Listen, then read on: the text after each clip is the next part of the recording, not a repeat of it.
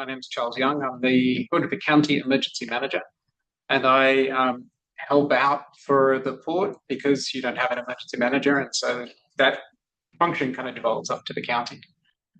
One of the issues that we just mentioned was the Rowena fire, and previous to that, we've had many other times where traffic has been affected on 84 for a long period of time, including most winters.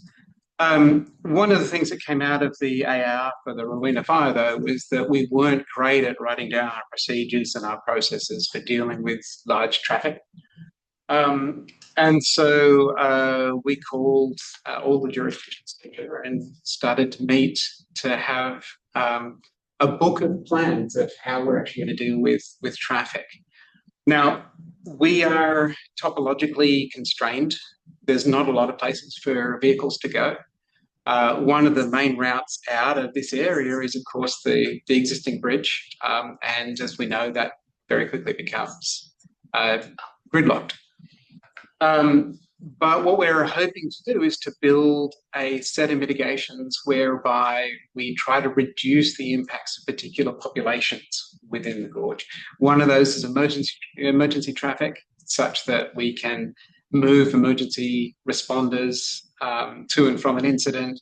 We can also move medical patients to and from hospitals and to and from definitive care, which for us is almost always Portland.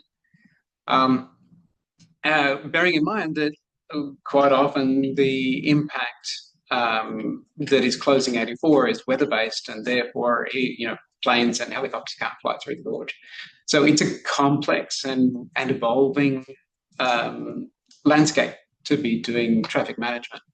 And the way that we're approaching this is to, rather than have fixed plans, we are trying to build playbooks of smaller plans within plans, and we're trying to figure out what are the dependencies for each one of these plans, and also what are the ongoing impacts.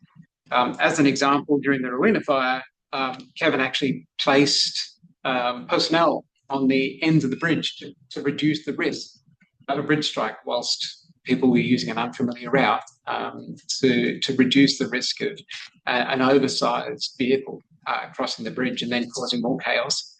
Because, of course, at the time that 84 was closed at Rowena, SR14 was also closed. And so it was, again, we keep on having this confluence of unlikely events happening simultaneously. And so this traffic management plan is to assist with trying to reduce some of those impacts of these traffic events. This is going to be an ongoing project.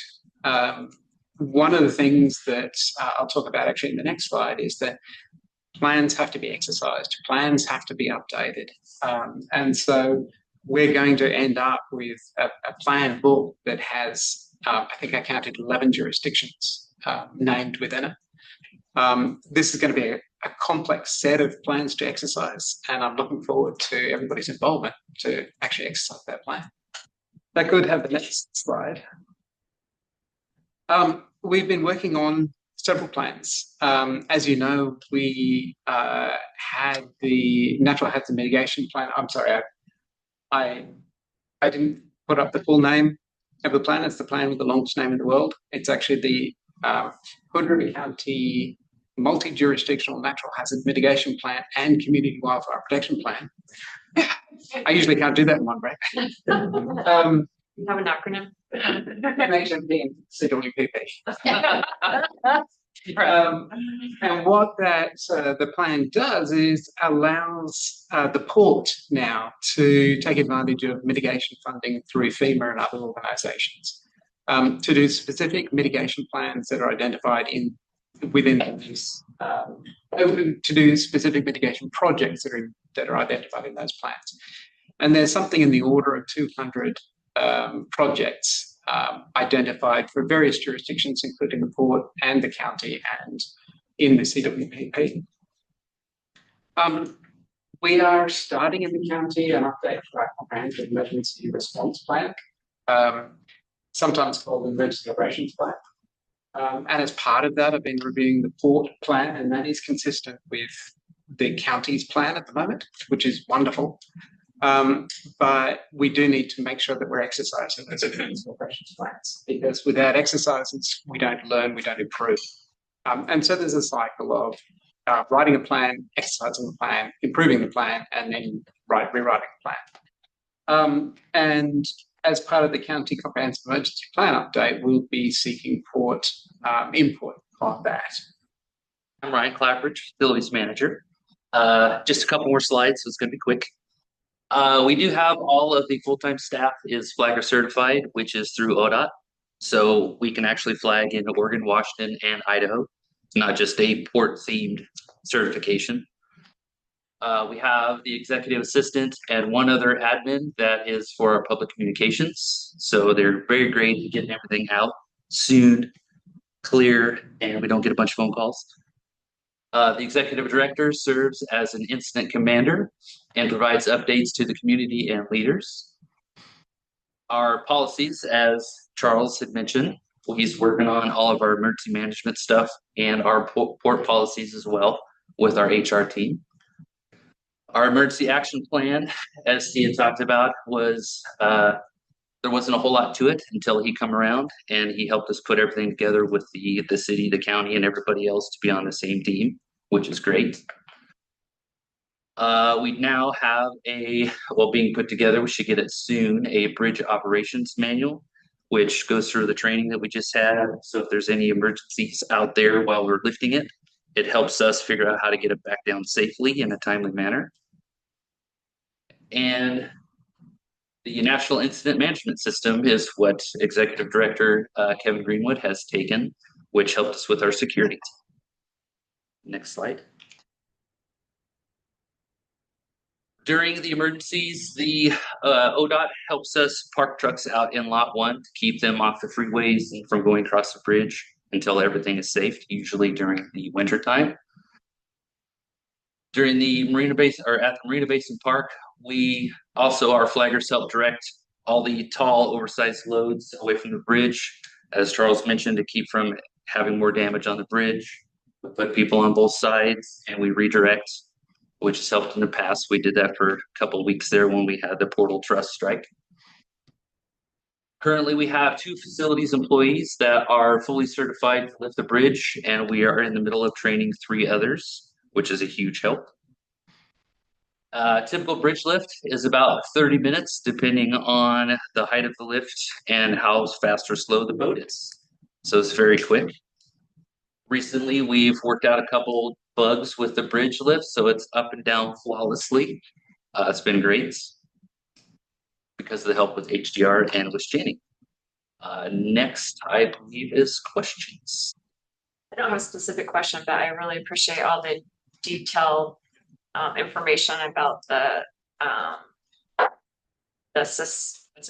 sufficiency rating. Could you clarify? I think I get this question a lot. Could you clarify what would cause us to have to change the allowed loads on the bridge? Like, what sort of report from this upcoming 2026 bridge inspection would trigger a change? Yeah, so one of the things that would trigger an update to the load rating, which would then potentially update the posting, is a significant change in the condition of the bridge. So if there was a finding that changed, as an example, the superstructure was last rated, I believe, as a 5, the condition 5, fair. If the superstructure moved to 4, we'd have to look and see if that would be the one that would actually do it, or lower perhaps. That would be a point where we may update the load rating, because that would be a factor where the capacity of the members would be affected by their condition, for instance. Okay, thank you. That's all. I have one quick question. I know that in the past, there was some other factors that constituents or people could exercise in helping the bridge, such as their speed. Is there additional reiteration for the public on what can the public do to help with this bridge that would be beyond controlling of the speed? And can you maybe just retouch on that, on why a slower speed for heavy trucks is important on the bridge? Sure. So touching on that specifically, a slower speed for heavier trucks, there's a dynamic effect that occurs as a truck drives over something that's not perfectly smooth. Every time it hits a bump, it bounces up, and then that creates an additional load, or then kind of comes back down, a larger load than we see. So yes, going slower it's in fact one of the ways that load ratings can be addressed if there is a significant finding in a load rating. On some bridges, we've lowered the speed to be able to accommodate that size of vehicle. Beyond that, I guess I would just say, obviously, if the public can follow the guidance of the posted loadings, that's obviously important. Only so much enforcement of that can be done to a certain degree, and so there is a bit on the honor system, for better or worse. So yeah, the public can follow those postings. That would be ideal. I think the one I get asked the most is the bridge safe for me to drive on?